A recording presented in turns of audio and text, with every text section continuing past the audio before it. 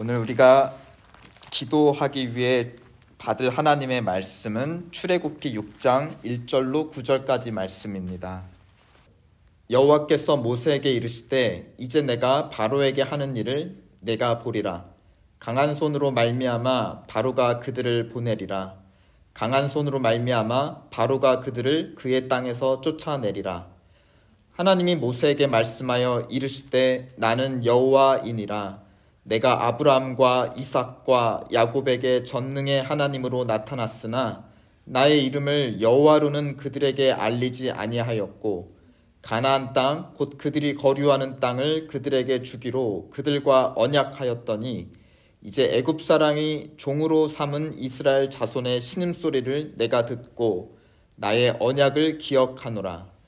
그러므로 이스라엘 자손에게 말하기를 나는 여호와라. 내가 애굽 사람의 무거운 짐 밑에서 너희를 빼내며 그들의 노역에서 너희를 건지며 편팔과 여러 큰 심판들로서 너희를 속량하여 너희를 내 백성으로 삼고 나는 너희의 하나님이 되리니 나는 애굽 사람의 무거운 짐 밑에서 너희를 빼낸 너희의 하나님 여호와인 줄 너희가 알지라. 내가 아브라함과 이삭과 야곱에게 주기로 맹세한 땅으로 너희를 인도하고 그 땅을 너희에게 주어 기업을 삼게 하리라. 나는 여호와라 하셨다 하라.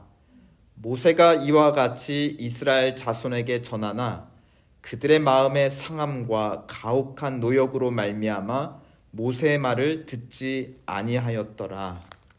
아멘. 이전 본문까지 모세는 하나님을 떠나 백성들을 거쳐 바로에게 가서 하나님의 말씀을 처음 전했습니다. 그리고 다시 돌아왔죠. 하나님 앞에 돌아와서 어찌하여 나를 보내셨나이까 라고 따졌습니다. 백성들도 처음에는 하나님 말씀을 받고 믿었는데 나중에는 믿지 않게 되었습니다. 그 사이에 무슨 일이 있었죠? 바로가 얹어주는 더 무거운 시험의 짐이 그들에게 얹어졌던 것입니다. 예수님의 비유 중 씨 뿌리는 자의 비유가 생각나죠. 마태, 마가, 누가 공간복음에 모두 기록될 만큼 굉장히 중요한 비유인데요. 그 씨 뿌리는 자에서 비춰보면 지금 이스라엘 백성들의 마음은 마치 돌밭과 같아요. 처음에는 기쁨으로 말씀의 씨앗을 받았는데 뜨거운 햇볕이 비치자 뿌리가 없으므로 금방 말라 죽게 된 그런 모습입니다. 이것은 모세의 마음도 마찬가지였죠. 그는 돌아와서 어찌하여 나를 보내셨나이까라고 백성들과 똑같이 불평하고 불신했습니다. 그러나 결정적인 차이가 있었어요. 백성들은 모세를 붙들고 불평을 했어요. 근데 모세는 지금 누구를 붙들고 불평을 하고 있습니까? 하나님을 붙들고 불평을 하고 있습니다. 그러면 뭐가 달라질 건가? 이것이 오늘 본문을 살펴볼 우리 하나의 관점입니다. 모세의 불평과 불신 어린 질문에 하나님은 1절부터 8절까지 대답을 해주고 계세요. 1절의 결론부터 말씀하시는데 내가 이스라엘 백성을 붙들고 있는 바로의 강한 손을 쳐서 그것을 놓게 하고 내 백성을 내보내게 할 것이다. 2절부터 5절까지는 그 이유와 당위성을 말씀해 주시는데요. 특별히 2절에 나는 여호와이기 때문이다 라고 대답해 주고 계십니다. 하나님은 여호와이시다. 무슨 의미일까요? 가까운 본문에서부터 항상 우리는 찾아 나가기 시작해야 합니다. 그 이름에 담긴 의미가 3절 아브람, 이삭, 야곱 즉 조상들과 언약한 자이다.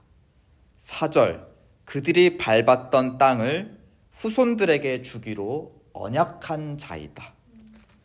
5절 그 언약을 지금도 기억하는 자이다.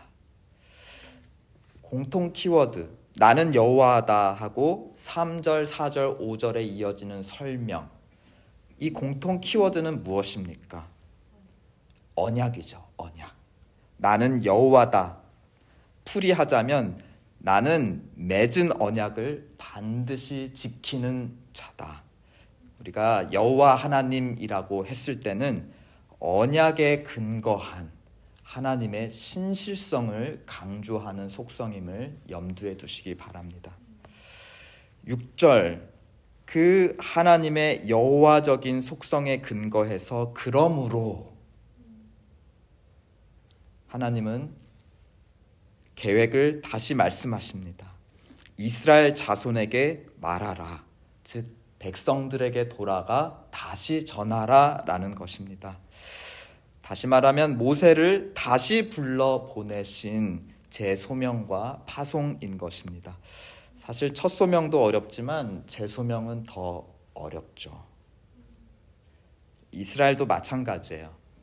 처음 믿었다 다시 믿기는 더 어려운 것입니다. 그렇기에 여호와 하나님은 더 큰 은혜를 주셔서 모세를 백성들에게 보내십니다. 우리 3절과 6절을 한번 비교해 볼까요? 3절, 조상들에게는 나의 이름을 여호와라고는 알리지 않았다. 그런데 6절을 시작하면서 이스라엘 자손에게 말하기를 나는 여호와인 것을 그들에게 나타내라. 또 8절을 마무리하면서도 그 결론으로 나는 여호와라 하셨다 하라. 백성들에게 가서 전할 것은 어떻게 하겠다라는 계획보다 그것의 가장 더 중요한 계시의 핵심은 하나님이 여호와적인 하나님이시다. 나는 언약을 반드시 지킬 것이고 그 조상들에게는 약속으로 주었던 언약이 이제 너희 세대에는 성취로 열매 맺을 것이다. 그래서 조상들에게는 여호와라고는 알리지 않았다. 그냥 약속, 부분적이나마 가르쳐 주었지만 이제 너희에게는 내가 여호와인 것을 충만하게 나타낼 것이다. 너희는 그 영광을 볼 것이다 라고 알려주신 것입니다. 더 큰 계시를 주신 것이죠. 더 큰 확실한 계시를 주신 것입니다. 여호와 하나님께서 조상들과 함께 하셨다면 후손들과는 더 확실히 함께 하실 것이다. 그래서 1절 말씀처럼 바로의 강한 손을 쳐서 하나님의 백성을 놓아 보내게 할 것이다. 하나님께서 여러분을 다시 불러 보내 돌려주신다면 더 분명한 음성으로 말씀해 주실 것을 믿기 바라십니다. 하나님께서 다시 믿게 하신다면 그 어려움을 극복하고 더 믿게 하시기 위해 더 강한 역사를 보여주시기를 간구하십시오. 그렇지 않고는 사실 믿기가 더 어렵기 때문입니다.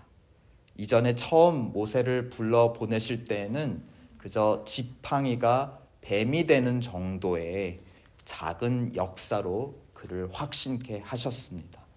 근데 이제 두 번째 보내실 때는 더 강한 역사로 10가지 재앙이라는 애굽 전체를 뒤흔들 더 강한 역사로 모세를 보내시고 그것을 백성들에게 보여주실 것입니다. 모세는 다시 백성들에게 돌아가 하나님이 여호와이시다라고 다시 전합니다. 그런데 백성들의 반응은 모세와 사뭇 다르죠. 모세가 가서 전했다는 것은 모세 안에 무슨 일이 일어났다는 것이죠. 다시 믿게 되었다. 다시 확신하게 되었다. 그런데 백성들의 반응은 모세와 다릅니다. 9절 다 함께 읽어보실까요? 모세가 이와 같이 이스라엘 자손에게 전하나 그들의 마음의 상함과 가혹한 노역으로 말미암아 모세의 말을 듣지 아니하였더라. 차이가 어디에서 오는 걸까요? 사람을 붙들고 불평했던 자와 하나님을 붙들고 불평했던 자의 차이가 이것이 아닐까요? 여러분은 하나님을 붙들고 오늘 기도하며 불평하시길 바랍니다. 여기서 백성들이 믿지 못한 이유를 마음의 상함과 가약한 노역 때문이었다라고 기록하고 있습니다. 여기서 상한 마음은 좀 더 문자적인 의미로는 가쁜 숨이에요. 숨이 가빠서 믿을 여유가 없었다. 왜 숨이 가쁠까요? 가혹한 노역, 바로가 지어준 무거운 짐 때문에 지금 헉헉 하고 있고 고개를 땅에 쳐박고 헉헉 하고 있는데 모세의 뚱딴지 같은 말이 들리고 내 마음에, 내 숨에 들어올 여유가 전혀 없다는 것입니다.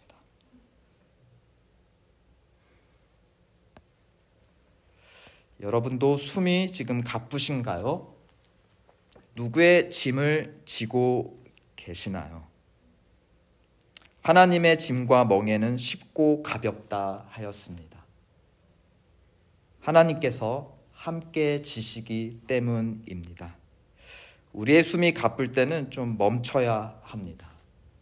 몸과 마음이 웅크려지고 분노하고 당황하고 뭔가에 몰릴 때 우리 몸에 처음으로 어떤 현상이 일어나나요? 숨이 가쁘죠. 숨이 가빠요. 멈춰야 합니다. 그 상태로 계속 진행하면 점점 망가뜨릴 뿐이에요. 멈춰야 합니다. 몸과 마음을 펴야 합니다. 하늘에 계신 하나님을 바라봐야 합니다. 불평을 하고 불신을 해도 하나님 앞에서 할 때 모세처럼 다시 믿고 다시 확신하고 다시 돌아갈 수 있는 것입니다. 사람을 붙들고 하소연하는 데서 그쳐선 안 되고 하나님께로 돌아가야 합니다.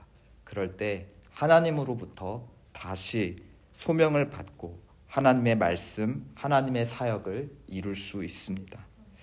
그럴 때 하나님께서 돌밭 같았던 우리의 딱딱한 마음, 왜 숨이 가빠요? 마음이 딱딱하니까 숨이 가빠요. 마음이 부드러워져야, 폐가 부드러워져야, 근육이 부드러워져야 숨이 여유롭고, 숨이 여유로워야 짐을 가볍게 질 수 있습니다. 그 돌밭 같은 우리의 마음, 또 가시 같은 염려에 둘러싸인 우리의 딱딱한 마음, 누가 그 마음을 옥토의 마음으로 바꾸어 주십니까? 바로 하나님이십니다. 왜냐하면 하나님은 여호와, 언약의 신실하신 분이시기 때문입니다. 그러므로 2절 하나님이 모세에게 말씀하여 이르시되 나는 여호와이니라. 이 말씀을 받으시고 마음밭이 부드러워지며 우리의 숨에 여유가 생기고 우리에게 짊어진 하나님이 지신 그 무거운 짐을 가볍게 지시기를 예수 그리스도의 이름으로 축원드립니다. 아멘. 기도하시죠. 우리의 짐은 변하지 않아요. 무게는 그대로일 거예요. 그러나 그 짐을 질 수 있는 우리에게 더 힘을 주옵소서. 부드러운 마음 주옵소서. 여유로운 호흡 주시옵소서. 이웃을 향한 하나님의 따뜻한 자애로운 시선을 주시옵소서. 시간 함께 기도하겠습니다.